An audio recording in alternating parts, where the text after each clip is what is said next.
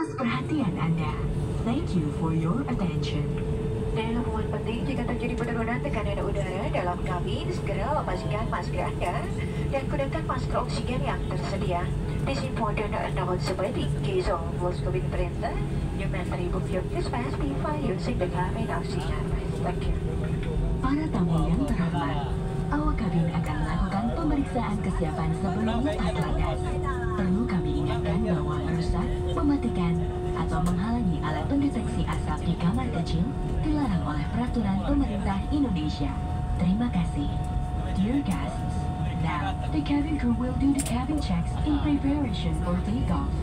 Please be informed that destroying, disabling, or tampering with the smoke detector in the lavatory is prohibited by the Indonesian government regulations.